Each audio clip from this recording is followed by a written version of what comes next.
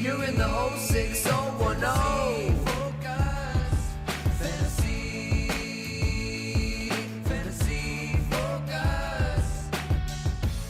The Fantasy Focus Football Podcast is presented by Geico. Field Yates, Matthew Berry, as always, hanging out with you. And now we are officially on to week 2. And Matthew, It's only week 2. And Stephania is already on vacation. She's no longer at the Chateau de Cône. She has relocated, and she is joining us from a new location. Wait, what? Do you Even closer to you now. Can you feel it? Whoa! Oh my gosh, Stephania, tell us more about these new digs. Those look a lot like Kyle's old digs. Did you break into the bunker and kick Kyle out? I can neither confirm nor deny. Ooh. Okay. But I do have this lovely with the fantasy focus all around me. I was going to say, when Kyle was in the bunker, it was like just white walls. There was absolutely no decor whatsoever. Stephania's in there. They've got 8 candles. You just couldn't see them on the camera. What's the scent of the day? Lavender? Something Soothing? like that. Maybe gardenia. Maybe Gardenia? I'm not even sure what that means, but it sounds delightful. Which means if Stephania's in the bunker, Kyle is Kyle still part of the show? Kyle, maybe. Kyle! Closet. Oh, He's no here. microphone. He literally we just can't hear him because his mic somehow is not working. It never is. Do you ever? Here's a question. Do you think the mic isn't working just because of technical difficulties? We work at this rickety kind of little up and coming mom and pop operation. Yeah. One of these days we'll get to work at a big place with a budget. Or is it just some tech guy back there? Hey Kyle, take the hint. I feel like Kyle's way more popular than you give him credit for. Is he? Kyle's like one of the most well-liked people you'll meet at ESPN. Oh, well, you're talking internally at ESPN. Oh, yeah. I mean, yes, that I agree with. Okay. That I agree with. I thought you meant like. Does he not have external cachet? I think he's the a audience Packers likes him a lot fan, too. so he doesn't have a ton of external cachet. Feel To be clear, Come on now. To be clear, I think the audience has some sort of like the amount you hear us on the show is inversely related to how much you like us, right? So I'm last. You and I are pulling up the rear there, bud. Any event. At the bottom. Anyway, it's good to have Stephania in-house. Good to have Thirsty Kyle in-house. Always good to have Secret Squirrel in-house. You, my friend, are my tag team partner, and we've got lots and lots of stuff to get to. Tons of injuries. It's good that Stephania is here and comfortable in the bunker because we're going to keep her busy. Obviously, waivers are up. Your waiver wire column is up on ESPN.com right now. Of course, I'm a company man. Lisa, I hit it. I swear I hit it. Okay, here we go. Close enough. All right, pretty there good. you go. Anyway, and I'm wearing a Put It On the Board T-shirt. Put it on the board. There you go. Absolutely. We got we're here. We're company men. Shout out Cisco Brewery. All right, so let's get right into it from bad to worse. Maybe like embarrassing to worse. The Jets now have an injury to their highest paid offensive player. At least that's Le'Veon Bell. Stephania Bell, we did cousin. I didn't think about that. You should have great inside information here, Stephania. Yeah, well, I don't want to give up, all my sources, even if they are my relatives. Okay. But look, if you saw Le'Veon, clearly he's got to be disappointed by this. I think I mentioned yesterday that when there was a question about whether he was dinged up in the preseason, he tweeted out, "Nothing wrong with my hamstrings." Well, there is now. And if you saw the play, he got torqued really hard. It didn't look good when it happened. Went in, got his leg wrapped during halftime, came out, played a few snaps. And Adam Gase talked about being disappointed that he let him on the field. It now sounds like they will be without him for potentially a couple of weeks.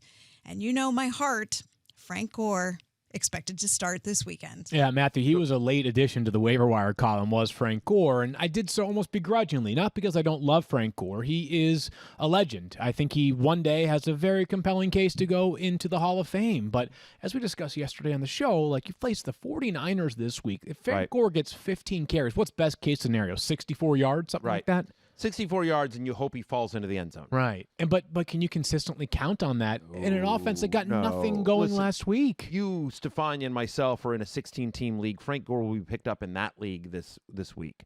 But other than something like that, it's a super deep league. And there's a lot of actually viable running back candidates this week. I don't know that you're necessarily picking up Frank Gore. The only thing I might add here is I do think it'll be interesting to see. So Josh Adams, who had kind of a cup of coffee with the Eagles as a fantasy relevant guy, got the goal line carrying and converted late in that Jets-Bills game. You'd expect to see him some as well. I hope so. I think you'll see a little bit of him. I mean, I just can't imagine Frank Gore getting – I mean, listen, anytime you say I can't believe Frank Gore, then, he goes out and does it. Like, happens, right, yeah, never bet against Frank Gore. Having said that, my expectation here is that you would see some sort of split. I just don't think Frank Gore gets the entire workload here. I hope you're right. For the Jets. Be interesting to see. There is, again, for super deep leagues, LaMichael Pirine, their fourth-round pick, who's been banged up right now, might be an interesting stash because, again, if this season doesn't go the way they want it to and the Jets start out 1-3, 2-4, something like that, could you see him? Could Le'Veon Bell be on the move to a contender? It just hasn't worked out. The one thing I will take exception to that Stephania said, where she said, Le'Veon Bell tweeted out that his hamstring was fine in the preseason. I believe there is no greater source of disinformation in America than Le'Veon Bell's Twitter account. Yeah, many years of remember when he tweeted that he was going to be there for the start of the season? How could I forget? Man, he was coming back week 7, and stop it, Le'Veon Bell. Don't listen to Le'Veon Bell on Twitter. More injury news from the weekend, and we knew this was coming, but it was confirmed yesterday. Stephania, what is the latest on Marlon Mack? Done for the year now that they've confirmed that he did, in fact, tear his Achilles. And as I mentioned yesterday, they know this is one of those injuries. They know based on the clinical exam and talking to the athlete about either what he felt or what he heard, because there's often a loud noise associated with it. They know right away, but they get the imaging so that they can detail the injury and make sure how the tissue looks in the surrounding area. The good news is that they do less invasive procedures to repair these now. Used to be thought that this could potentially be a career-threatening injury, but you're seeing guys come back from this and being able to produce at their pre-injury level nowadays. So that's the silver lining, I suppose, for Marlon Mack. We heard that they brought Lamar Miller in for a workout with the Colts. I would just point out Lamar Miller still recovering from an ACL injury. While he looks to be in good shape, he wasn't considered really game ready when he was at New England. He probably would only be able to handle a low volume of work, whether he ends up there or somewhere else, until he gets worked back into football shape. All right, Stephania, we'll come back to you in just a second, and we're going to come back to Nyheim Hines in a little while during the waiver wire section. I just feel bad for Marlon Mack. I feel he's in a contract year, a player that now obviously has a long road to recovery ahead of him and probably will be looking for work while he is still recovering from this injury. 1,000%, right? I mean, the writing was sort of on the wall when the Colts used an early round pick on Jonathan Taylor.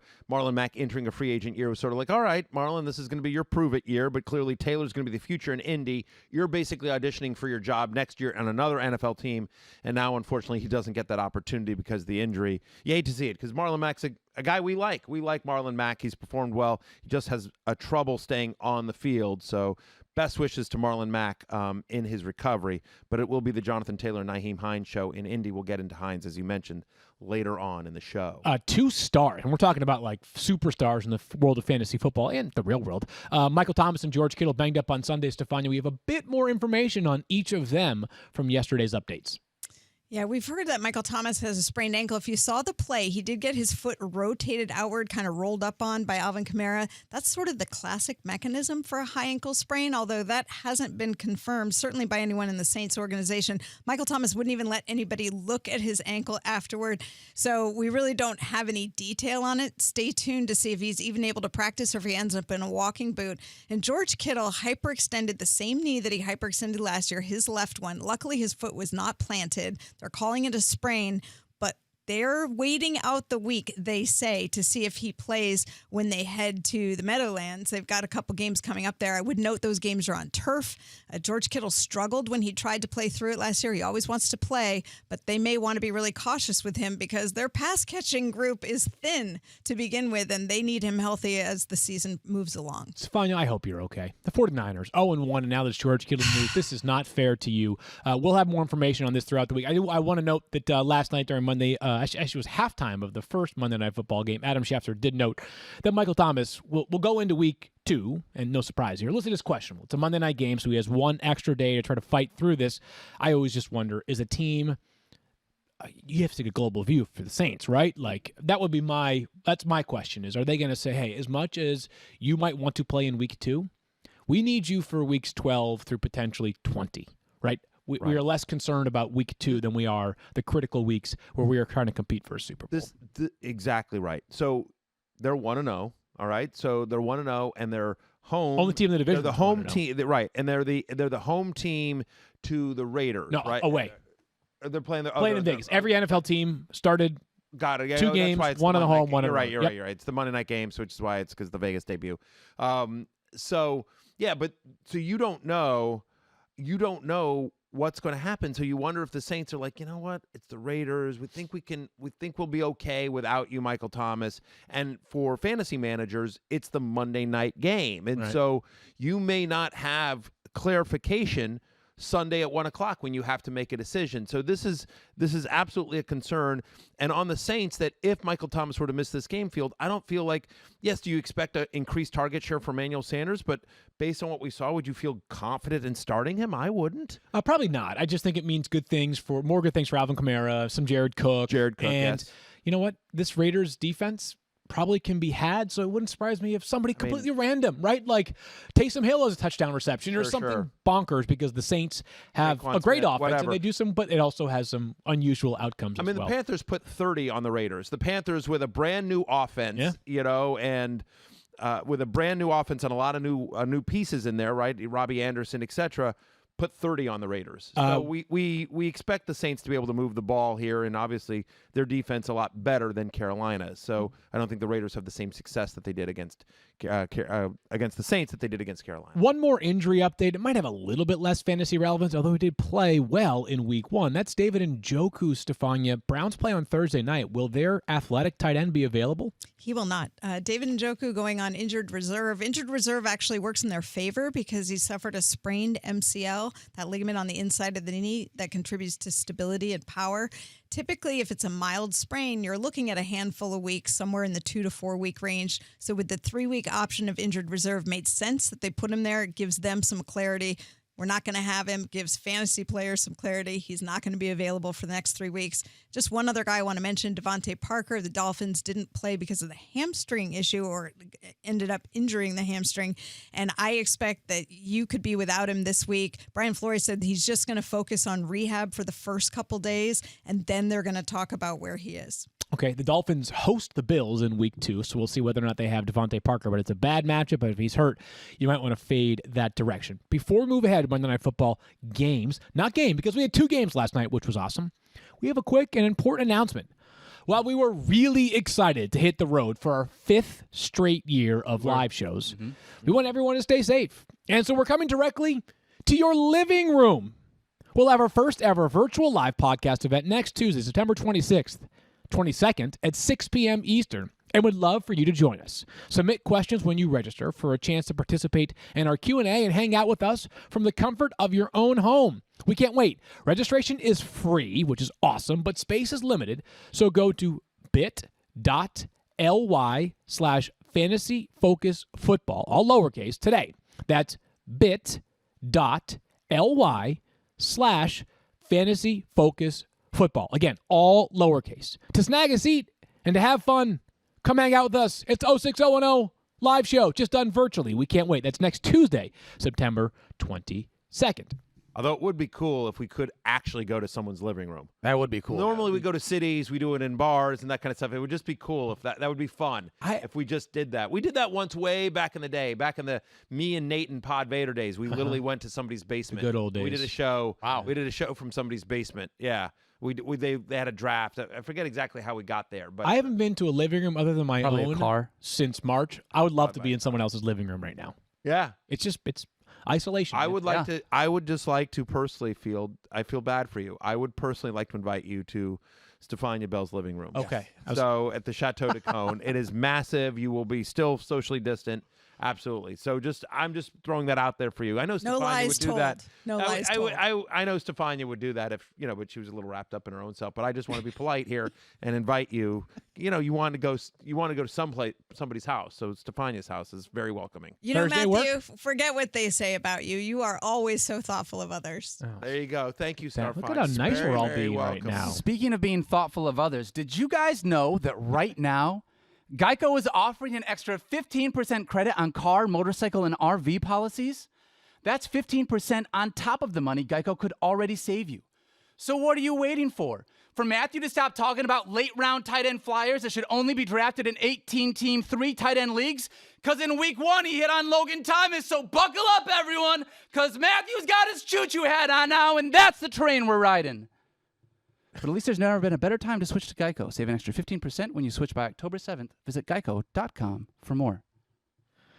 From the moment they're born, you do everything to keep your kids safe. But who's looking out for you as you look out for them? The Volvo XC90 SUV with advanced safety technology helps look after you. From the standard blind spot information system that watches your sides and can steer you away from merging traffic to standard cross-traffic alert with auto brake that watches your back and can automatically apply the brakes for people and oncoming traffic as you reverse. Incredible. It's nice to know that someone is looking out for you. The XC90 for everyone's safety. Visit volvocars.com/US to learn more. All right, it's time now for some game recaps of Monday Night Football, and we begin with the first game of the night, which was the Giants hosting the Steelers. The Steelers win this game, and although it was a good night for the Steelers, they are now dealing with an injury to their potential star running back, and James Conner. Stephania, just 6 carries for 9 yards, and then not such great news for James Conner. This one makes me really sad. I mean, all injuries do, of course, but James Conner really had a mission this year to try and prove that he could stay healthy and stay on the field. So it had to be disappointing that after he injured his ankle, and it wasn't really clear exactly when it happened, but he was just not there. And ultimately, they were talking about it on the broadcast, and we saw Benny Snell and Benny Snell, more Benny Snell, and James Conner on the sideline. You could see him walking up and down. You didn't see him in any sort of protective boot or on crutches. So to the eyeball, that didn't appear to be serious. But maybe the Steelers making a business decision on his behalf and holding him out the rest of the game. Obviously, we'll learn more throughout the week.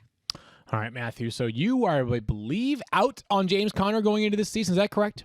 Yeah. Your concerns were rooted in what you saw last year when he was in and out of the lineup a little bit, was not particularly effective, but we all knew some of that was the quarterback play, right? Teams were not threatened by the pass, but this one stinks. Stephania just gave the latest injury-wise here, Matthew, and I mean, and for someone like maybe myself who may have drafted James Conner in a league in like the back end of the 3rd or 4th round, on a panic scale, I know we don't want to overreact to everything, but what's your panic meter right now if you drafted James Conner with a relatively early pick? Massive. One of the reasons why I was fading James Conner, and towards the end of preseason, I was sort of like, you know what, I might be looking dumb on this one because everyone's talking about how he's going to be the bell cow, but I remember just talking about the fact that like this guy can't stay healthy. We talked with Stephania about it, how with his running style, shoulder first, that this is something that we thought there'd be a chance for injury, and obviously not his shoulder is what sidelined him yesterday. But since 2019, James Conner has missed 6 games. He's failed to play more than 50% of the snaps in 5 of the 11 games he was active for. This is a guy that feels like, just like Matt Breida, even when he's active, he's always at risk to leave the game early. Just felt like he always does that. He's missed multiple games every year of his NFL career. Look, I would never say an NFL player isn't tough. And an NFL player that's beaten cancer, make no mistake, James Conner is a tough, tough man. So this is not in any way a denigration of the guy. I'm just saying, like, from a fantasy football perspective of which we have to evaluate players, I want to know part of this guy, especially at his ADP, because it is unfortunate, it is awful, but he has not been able to stay healthy throughout his NFL career. And the other thing is so what's your panic meter? So he's already hurt, right? And then, by the way, he was ineffective when he was out there. 6 carries for 9 yards. Benny Snell looked like the better running back for the time that they were both active because Benny Snell got early action as well. And so even if James Conner is healthy, even if you're saying, oh, hey, this guy is active for this week, are you confident in starting him? Are you confident? I mean, like, to me, best case scenario, the literally best case scenario for James Conner in week 2 is that he's active and in a timeshare with Benny Snell. And by the way, Jalen Samuels got a lot of snaps last night as well. Like, it might be a 3-headed committee. Like, and for all the talk from Mike Tomlin about, hey, he's going to be our guy, I think whether that was coach speak or even if he meant it at the time, I think that's out the window because you're going to have to keep him healthy, right? I mean, so I would hope Benny Snell has made your waiver wire column. Benny Snell is number 2 on the waiver wire column behind only one other running back that we'll discuss a little bit later. And that's the most disconcerting part for me, is that Benny Snell looked the part last night. 19 carries for 113 yards, did not score, did not have a catch. He had 1 target. But this is a player that looked really good. He was a 4th-round pick out of Kentucky, a very good player during his time with the Wildcats. And that part is a little bit scary right now for someone like me who rosters James Conner on a dynasty team that needs a lot of help in a hurry. Stephania, we had someone make it through. Before we move off of James Conner very quickly and Benny Snell, I just want to take one quick moment here to I agree with you that Benny Snell should be high on the waiver wire list. When you watch the fantasy show on ESPN Plus later today, it's out now, our waiver wire show, because of a lot of boring reasons, but we tape our show Monday evening because of like scheduling and studio time and everything like that. So Benny Snell, as a result, is not on that list, but he would be as well. So we can get into that when we get to the waiver wires. But I just want to sort of address that because I'm sitting here talking up Benny Snell, and then people watch that show later and they're like, wait a minute. Where's Benny Snell, Barry? You told us you were in on Benny Snell. Yeah, I think most people are intuitive enough, but always good to remind them as such. Stephania, we did see the return of Big Ben last night. 14 games missed last season, and the concern was not about him returning to action. We knew he was going to play in week 1, but it would be, would he make it through? What were your impressions of what you saw from Ben last night after his first full game back? It was great. I think he checked all the boxes that people had questions about before the season started. And we would have gotten to see that in preseason games normally, but we had to find out in week 1 because we haven't seen Ben do anything other than throw in practice. But last night, a little rusty to start, but he was nervous. Jitters, you expect that. But he was able to make all kinds of throws, short, medium, long distance. He even had one that went back across his shoulder to the opposite side of the field, things that showed you that the strength was there. The endurance was there because he was able to continue the throws throughout the course of the game. And then afterwards, in the post-game interview with Lisa Salters, he talked about how great he felt. So assuming he wakes up and feels great today, that really covers it all. Oh, and also he took a hit and he went to the ground. I mean, these are things that athletes all need to work out in the first game. He's got to feel good about how he did. And fantasy managers have to feel really good that they saw him do all those things without hesitation. Yeah, it was a great night for Ben Roethlisberger. Just the fact that he was back on the field, something I'm sure he's grateful for at the age of 38. He looked really good as Stephania laid out there, and he looked really healthy for the most part. Had actually more rushing yards than Saquon Barkley. We'll discuss that in just a little bit. Yes, he did. I think for those that may have entered the season with Ben Roethlisberger as their starter, and we discussed him as a guy that, hey, we're not necessarily moving mountains to draft him early, but he could finish as a top 5 quarterback, and it should surprise nobody. He was on the preseason love list. He was on the week 1 love list, and he pays off, finishing higher than at least his current ADP was in preseason drafts and where his ranks were for week 1 as well. But maybe the most important part about Ben Roethlisberger being back was that it meant the return of Juju Smith-Schuster to fantasy stardom. And so 2 years ago, let's just remind people, 2 years ago, Juju Smith-Schuster tied for the NFL lead in receiving touchdowns, playing alongside Antonio Brown, though. And Antonio Brown, for all of his faults off the field, is basically unmatched on the field as a wide receiver. Correct. Last year, bad quarterback play, bad quarterback play, and no Antonio Brown.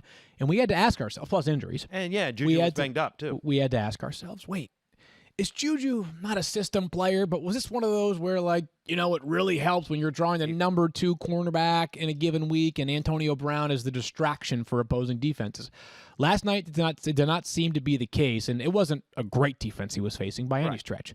6 catches, 69 yards, 2 touchdowns, nearly 25 fantasy points.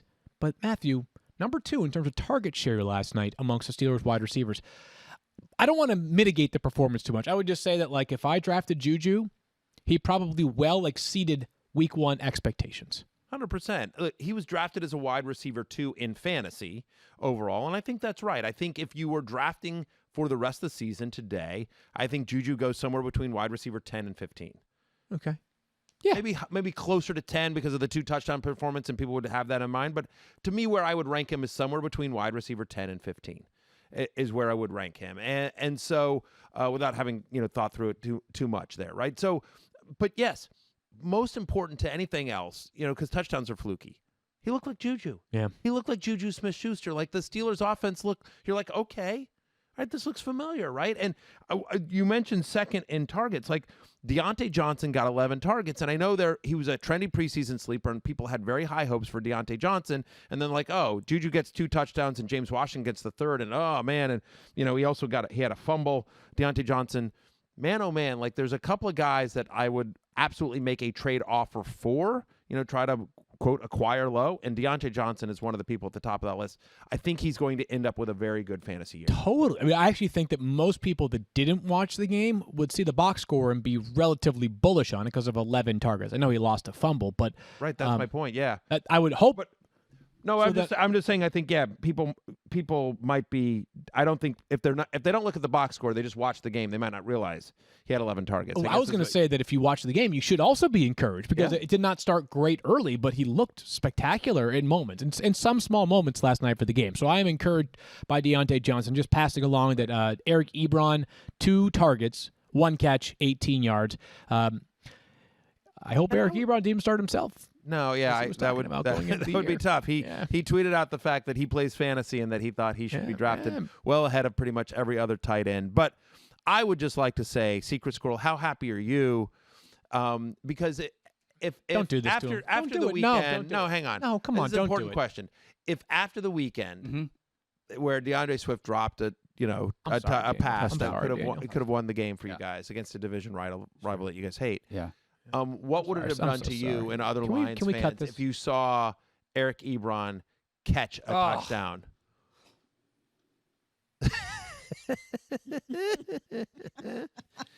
For people that are just listening to this, Daniel has pushed himself away from the microphone. Disappeared from the screen. And just he's comatose now. Yeah. And a very prone I'm really position. sorry, Daniel. Let's move forward to the Giants. How about that? Yeah, but I'm just saying, I'm congratulating Daniel because I'm just like, that would have just been the ultimate dagger, and that didn't happen. It would have been. Could you imagine if Eric Ebron had caught a game-winning touchdown for the Steelers? I don't live my life imagining such things happening to Daniel Dopp because I love him. I appreciate that. The Thank only you, thing Daniel. that would have made it worse is if we had like video of Aaron Donald just like manhandling 3 people right in a row. Oh, knowing we could have had him. Check a tape for that. No, wait, it's all over Twitter. Oh crap! All right, over the Twitter. My bad. Knowing that you guys could have had him instead of. Let's move forward. Pain. Super weird. Because I was just the thing. I enjoy thinking of things that cause pain for Daniel Dopp. You are a sick and twisted individual. That's factually correct. Let's talk ride or die. Fantasy show. Welcome to the show. Have we just met? Let's talk ride or die. Daniel Jones. Wait, before we can move on, I have one last thing. I'm sorry. Very quickly. Yeah. One last thing. You just got that was a side-eye. sincere apology. You just He got- actually didn't mean I could tell. You just got massive side eye from That was so good. Go ahead. What do you got? My life is lived massive side eye between massive side eye. That's where I go. I go between massive side eye. But I just wanted to say, it is 1 catch. It won't show up in the box score. But just if I was in a deep dynasty league, if I was in a deeper league, Is this a tight Chase end? Claypool, Okay. I think is going to be special in this league. Right, I don't know that it's going to happen anytime soon because they have a lot of depth at that position. But I'm just saying, like the one, I just think I was like, anyway, that's a name that needs to be on your radar if it wasn't already. All right, let's talk ride or die. Yes, we can. Now we can. Daniel Jones, 279 passing yards, 2 touchdowns, 2 interceptions, plus 22 rushing yards, good for 17.4 fantasy points. And part of the reason why we all love Twitter is that it's like watching a game at a sports bar with a bunch of your friends. And in this case, we don't really have sports bars because you can't go to bars in most states in this country right now. Friends in quotes, of course. Well, whatever. Associates. People that are in the same place that you are. How about It's like that? being at a sports bar. Like you've got a couple of people that you're like, this is my group. This is cool. And then there's some loud jerk in the corner. And you're like, Right. Can you keep it down over there? Right. Well, that's why I Twitter, muted you a right. while ago. It was great. One of the best decisions I've made in a while on social media. But Daniel Jones, the Giants are just orchestrating this unbelievable drive. 19 plays. They're about to walk in for a touchdown, and at the time take the lead, right? And I'm like, geez. Yeah. Or maybe it would have been 19. I think it was 19-10 at the time. So, anyways, very promising drive. And I'm sitting there thinking to myself, draft Twitter's going to lose its mind.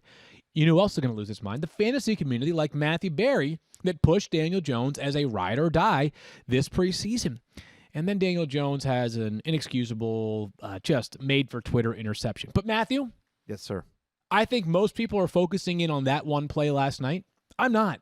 I'm focused, because we're talking fantasy football here. I was actually really encouraged from Danny Dimes. And here's the reason why. Thank you very much. Fantasy ride or die. There may not be a worse matchup, or there are going to be like maybe 2 more matchups that are as bad for Daniel Jones as what we saw last night. The Steelers might be the best defense in football this year. I mean, their front four, I'm sitting there thinking to myself, wait, they have Stephon Tuitt and Cam Hayward and Bud Dupree and TJ Watt and Deion Bush.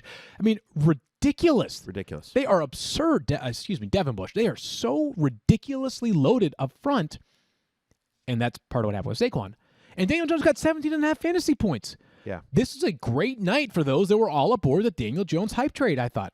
Thank you. And I agree with you. I mean, look, here's the thing. I feel like the game plan for the Giants wasn't particularly great. I feel like they should have kept more guys in to block. I just think they were unprepared for how blitzing Pittsburgh was. And by the way, got there. Huh? They got there on that 19-play drive. It was basically all three tight ends, and it was awesome. Yeah. Yeah. And so my point is like I feel like they could have helped Daniel Jones out a little bit. Also, remember, he didn't have Golden Tate last night, so he didn't have a full complement of weapons. But again, more mobile than he gets credit for, which he was. And 18 of the 19 plays of that drive, he was brilliant. Like, I mean, they drove all the way down the field. He was great. And then, yes, an inexcusable play.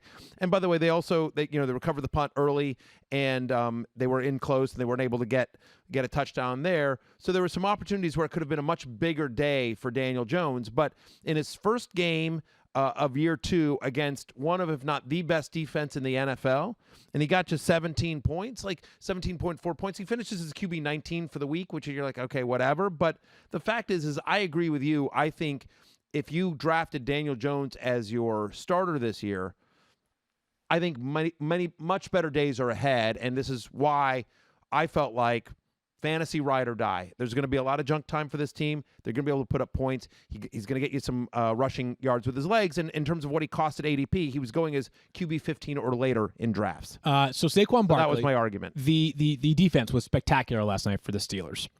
And it mattered for Daniel Jones, but it really mattered for Saquon Barkley. And as somebody who had the 3rd pick in the War Room League draft and used that 3rd pick on Saquon Barkley. How you feeling? Fine. There you go. Totally fine. Yeah. And listen, 15 carries for 6 yards. But how about this? 15 carries.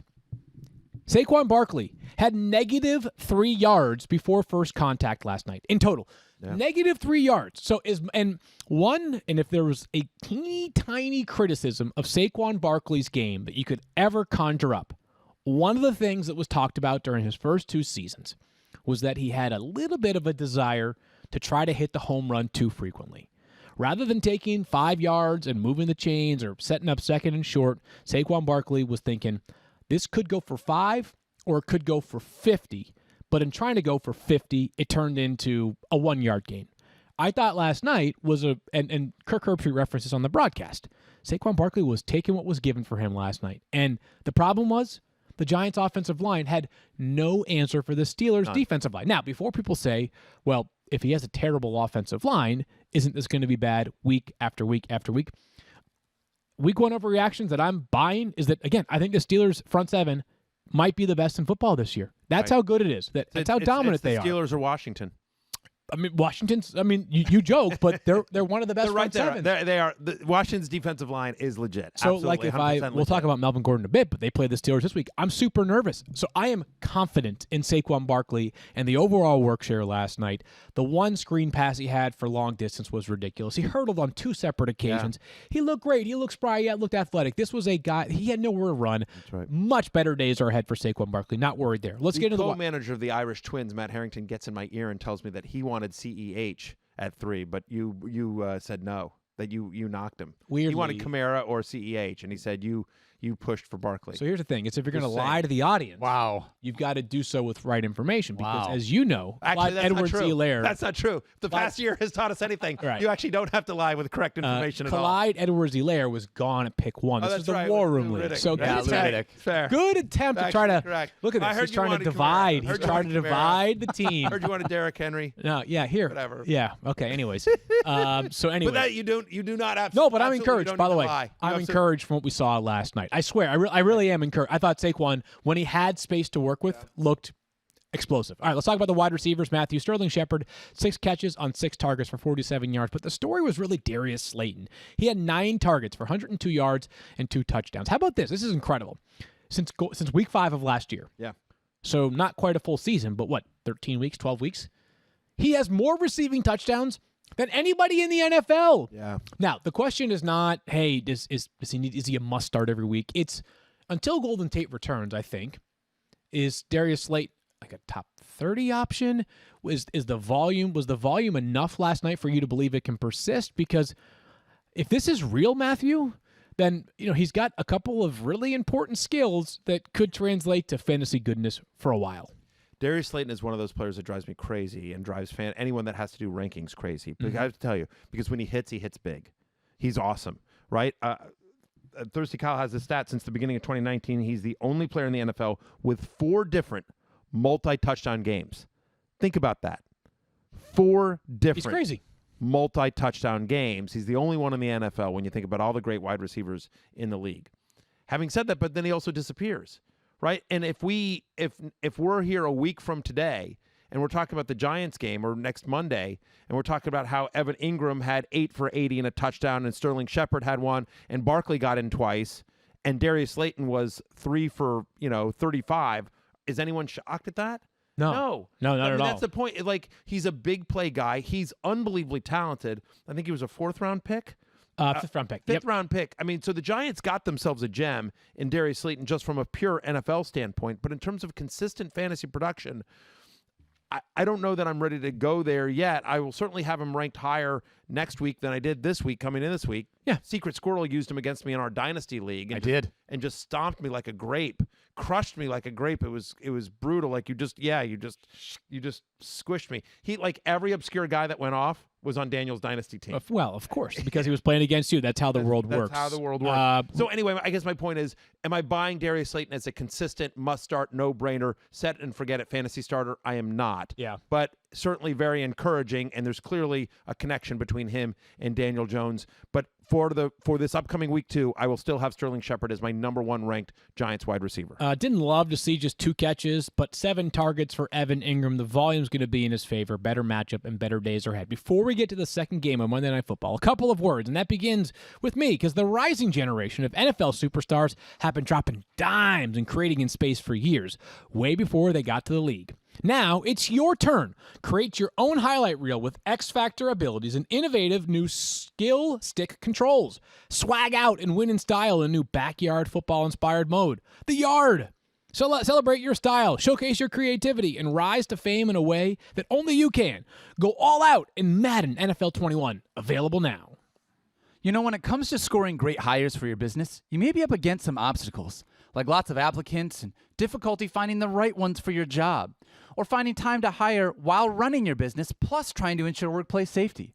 That's why you need ZipRecruiter on your team. No matter the industry, from healthcare to manufacturing to business services, ZipRecruiter makes hiring faster and easier. And now you can try it for free at ZipRecruiter.com/06010. First, when you post a job on ZipRecruiter, it gets sent out to over 100 top job sites. Then, ZipRecruiter's powerful matching technology hustles for you to find people with the right experience for your job and invites them to apply. In fact, check out this stat. 4 out of 5 employers who post on ZipRecruiter get a quality candidate within the first day. So add ZipRecruiter to your roster to help you win the hiring game. To try ZipRecruiter for free, go to ZipRecruiter.com/06010. That's ZipRecruiter.com/06010. ZipRecruiter.com/06010. ZipRecruiter, the smartest way to hire. All right, game 2, Monday Night Football, was the Titans going to Denver and winning this game. I mean, it was much closer than it needed to be. We don't have to get in too much into Stephen. Did they win the game or did they not lose it? I think they won it. I mean, Stephen Gostkowski missed 4 separate kicks, 3 field goals plus 1 extra point. You feel for a guy who obviously was hurt last year, so you wonder how much of that lingers. But we'll talk about the players that I think are more fantasy relevant, Matthew, and just sort of go in sequence here. Solid night for Ryan Tannehill, 14 rushing yards, but more importantly, 249 passing yards, 2 touchdowns, 19.4 fantasy points. I think it sort of validated the idea that if you play in a deeper league or you were super patient at quarterback and others were either drafting 2 quarterbacks or, drafting 2 quarterbacks in a 1-quarterback league, you might be fine with Ryan Tannehill as your weekly starter. Yeah, what was encouraging to me was 43 pass attempts. Understand that, I think the knock on Ryan Tannehill, who from the time he took over until last year was a top 5 fantasy quarterback. And they're like, he was way too efficient. It's not going to be that way. It's going to be such a run-heavy offense in Tennessee. Look, Derrick Henry still got 31 carries. Oh, yeah. I mean, it's not like Derrick Henry. It's just like they suddenly went away from their game script. Derrick Henry was still the guy, 31 carries, but yet 43 pass attempts for Ryan Tannehill. Corey Davis, there was a Corey Davis sighting here. Jonnu Smith got involved. Obviously, A.J. Brown. Like, all of a sudden, you're like, okay, maybe last year wasn't a fluke. And to me, that's the biggest takeaway from Tannehill's performances. Like, I don't know that we're expecting the top 5 guy that we had last year from Tannehill, but 100% is he a very much a viable 2 QB league guy? He is a deep league guy, a bye week fill-in, and a borderline top 12 guy. 100%. I think you'll be able to count on Ryan Tannehill. I think it was exciting to see just their offense move the ball against a good defense. And yesterday we talked about how Mike Vrabel wore a mask that said, please give the football to Derrick Henry.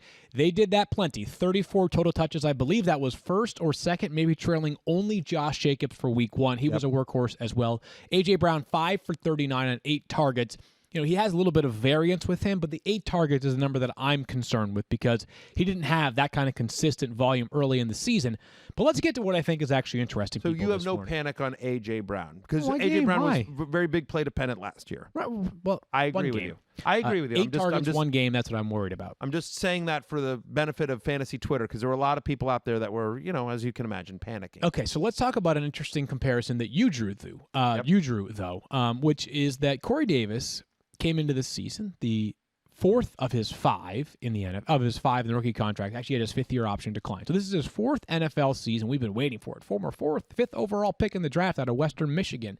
7 catches for 101 yards. One of my favorite go-to lines about Corey Davis in the past was that he's good quarterback play away from being a star. And then last year, when his quarterback play was really good, he still was not a star. But talk about a start for Corey Davis. Is it real or is it not real? I think it might be. Well, and the comparison that I made is I said, so here's a guy that came out of college and everyone loved him, right? He was a to your point, a top 10 overall NFL pick, and no one was just like, really, Corey Davis? Like, Corey Davis was beloved by draft Twitter, by the draft community, by Todd and Mel and all the guys that do that, right? So he comes in with a lot of fanfare. Hurts his hamstring, misses like the first half of the season in Tennessee. There's quarterback changes. There's inconsistent quarterback play from Mariota. He's dealt with these soft tissue injuries throughout his career. And so you're just like, and here's a guy that, by the way, in terms of fantasy Twitter, that we've been like, oh, this is the Corey Davis year. Like, we know the talent. He's going to get a massive target share. This is the year. This is the year. And so finally this year, in his 4th NFL season, everyone in fantasy football is like, Corey Davis is dead to us. It's all about A.J. Brown. We like Jonnu Smith as a sleeper. You know, it's going to be the Derrick Henry show, blah, blah, blah, blah, blah. No Corey Davis. And then suddenly he blows up. And it sounds a lot like Devontae Parker last year, who everyone had as a sleeper and loved coming out of college, and he did nothing. And finally last year, when everyone bailed on him, he blew up. Could he be this year's Devontae Parker? And I kind of think, yeah. Look, it's one game, obviously, but I was encouraged by the 9 targets. Obviously, the 7 for 101 looked good, but just more importantly to the eye test, you were like, oh, yeah. That's the guy we all loved coming out of Western Michigan. That's the guy that we've seen flash stuff. That's the guy that caught 2 passes in the playoffs, right? 2 touchdowns in the playoffs against the Patriots. Like, that's that guy. Like, and so if their offense is going to be a little bit more open under Ryan Tannehill in its first full season with Tannehill as the guy, you know, they still have a narrow target tree, right? It's still like A.J. Brown, Corey Davis, and Jonnu Smith. Like, it's really those 3 guys, all due respect to Adam Humphries. So, yes, I do think, I don't know if he made your waiver wire column, but I think he should have. I think one more week, and I'm ready to get there, because we have seen these flashes from Corey Davis before. We have. So I'm going to give it one more week before I start to dive in on really buying into the hype here for Corey Davis. Fair enough, but that's my I think he could be this year's Devontae Parker. Nice call right there by you. We'll see what Now happens. I'm questioning whether it was Western or Central Michigan, but that's neither here nor there. It was Western Michigan. Western Michigan? Yeah, I was accurate there. Good. That's Anyways, true. let's Daniel move. Dopp, our official Michigan correspondent for all things Michigan. Good job by you, Daniel. How Let's move. close is Western Michigan, the campus of Western Michigan, to Ford Field? Probably about an hour and a half, give or take. About an hour and a half away from the place where the Detroit Lions, who lost on a dropped What is wrong touchdown with pass. You are sick. You are sick. Yeah. Let's move forward. Let's talk about the Broncos. We don't have a lot of time left in the show. Let's move forward to the Broncos. And Drew Lock was whatever. He was I thought he was okay. I didn't think Drew Lock was special last night. 22 of 33, 216 passing yards, a touchdown and 5 rushing yards, just 13.1 fantasy points. But the stuff that really matters are the running backs and the wide receivers. And let's start with a health update on Phillip Lindsay. Stephania, he leaves this game. It sounds like a toe issue.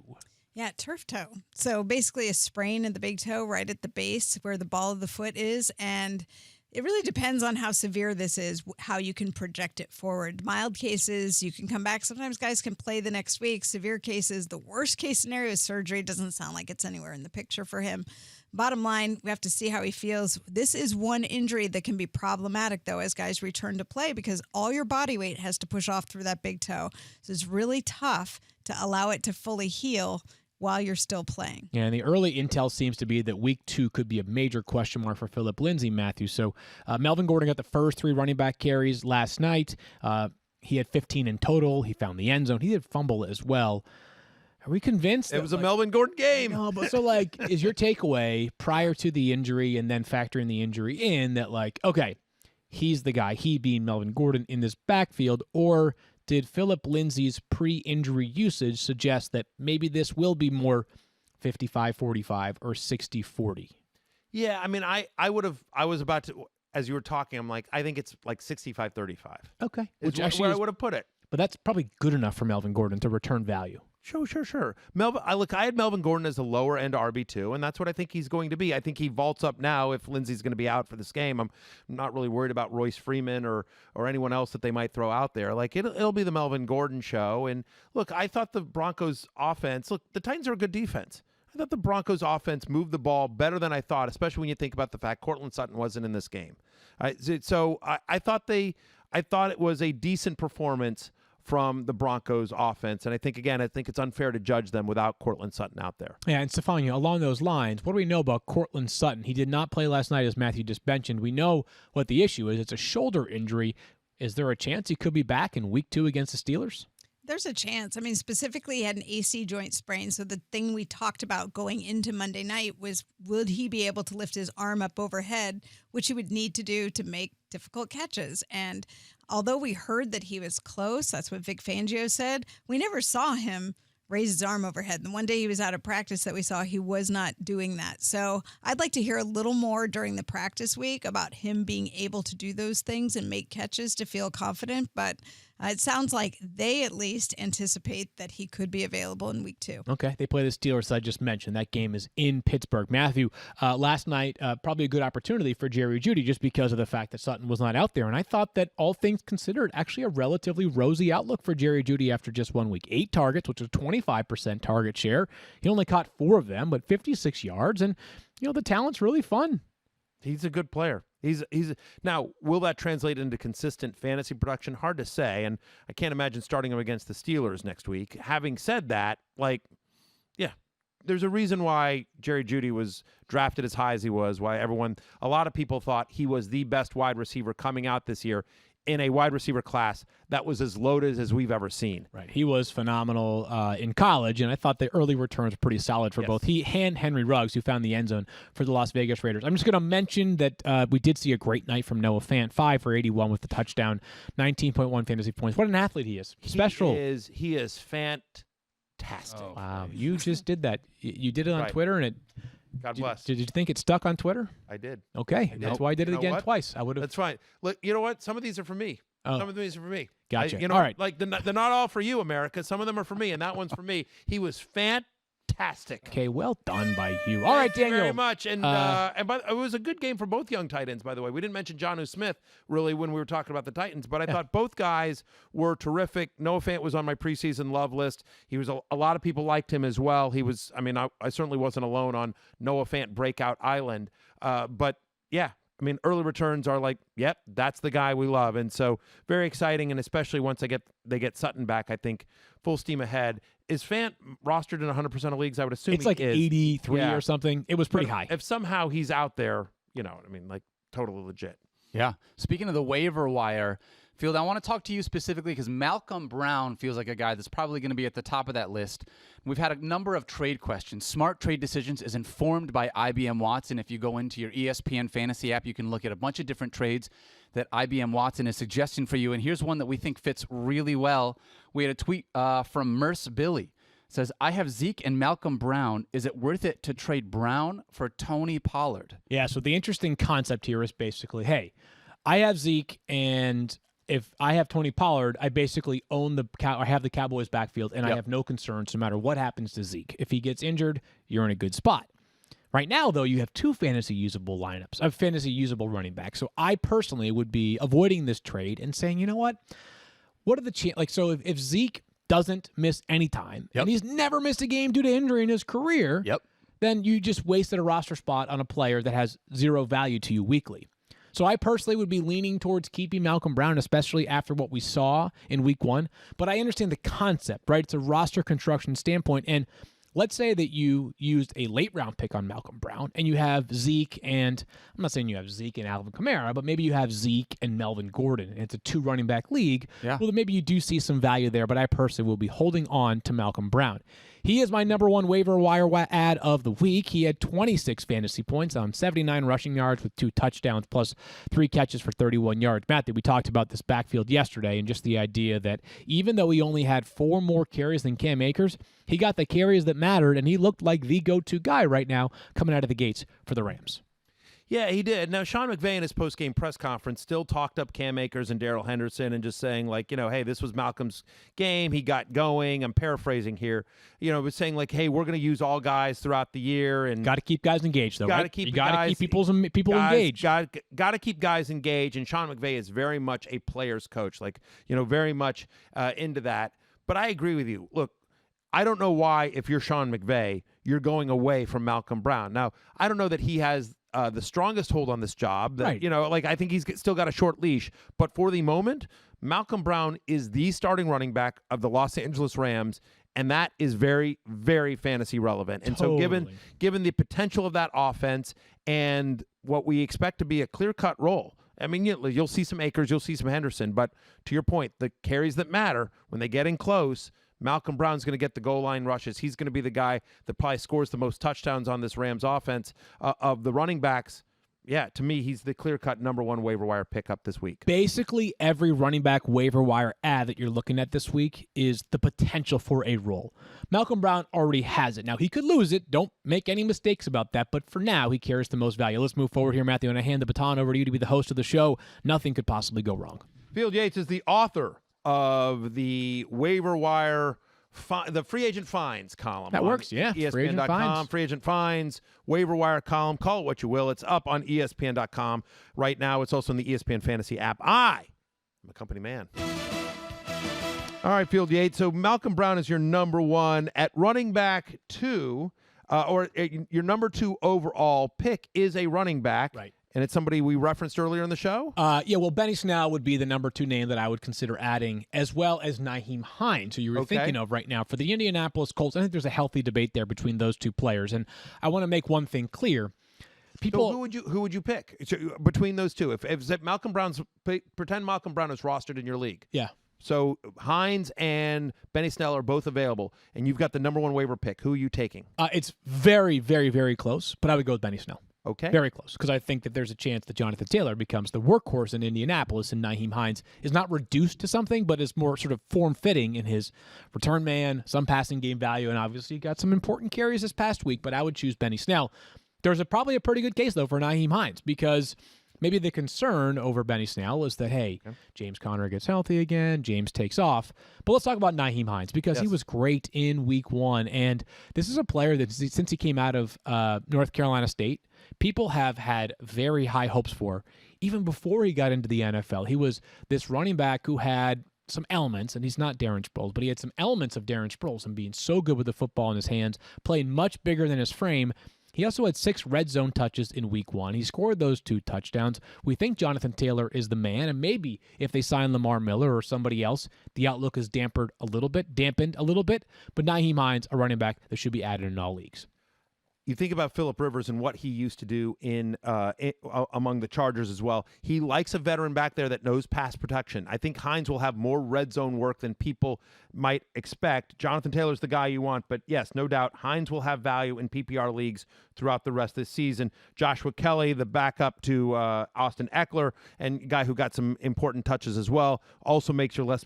Let's move to the waiver, the wide receiver position, I should say. and we're staying in Indianapolis. That's right. Paris Campbell, Mike Clay suggested him prior to week 1 on Fantasy Football Now. Check out Mike every Sunday with us discussing wide receiver cornerback matchups, and 6 catches on 9 targets for Paris Campbell for 71 yards. He had 1 rush, which I think we'll see a decent amount of rushing for Paris Campbell this season. It was kind of how he was used at Ohio State. He also had 3 deep targets. An exciting player, a guy that's going to be needed in Indy this year, especially as they deal with the injury of Marlon Mack. Yeah, he was a late-round flyer for me coming into the season, along with Anthony Miller, another guy that should be on your radar as well. Let's move to tight ends now, Field.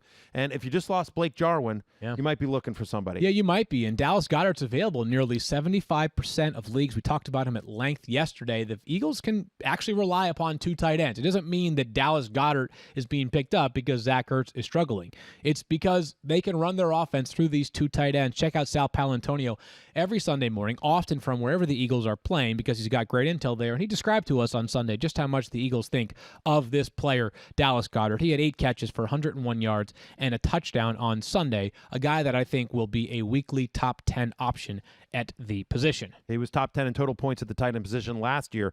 Certainly full steam ahead for Dallas Goedert. And finally, let's go to the quarterback position, Field, a player that you're very familiar with. That's right. Minshew Maney has probably the best mustache in all of the NFL. He, too, has no idea who Matthew Berry is, which makes him arguably the best quarterback in the NFL. He had 19 of 20 completions on Sunday. 19 for 20. The guy was ridiculous. He had 3 touchdowns. And I don't think too many people are actually searching for quarterbacks after what we saw this past week, Matthew, because for the most part, quarterbacks held up their end of the bargain. There was nobody that was so awful that you're saying to yourself, like, how could you guys have possibly recommended me Cam Newton? No, he was awesome. Kyler Murray, great. Lamar Jackson, amazing. Patrick, you name it. The list goes on and on and on. I don't think many are shopping for a quarterback right now, but if for some reason you're the kind of person that likes to have insurance on your roster, Gardner Minshew is a name to keep in mind, as is Joe Burrow.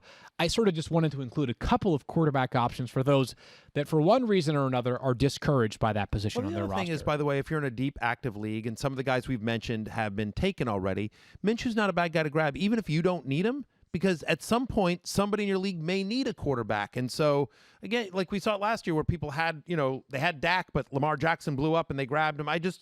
It never hurts to have good players on your bench. You can always trade them. You don't always have to start everyone. So I feel that way about Dallas Goedert right now. Even if you had Travis Kelce or George Kittle, go out and grab him, man. That guy's just a playmaker. And by the way, George Kittle's no sure thing for Sunday. Yeah, that's right. Do we have a trivia question for you today? Bet we do. The Geico trivia question of the day. Oh, man.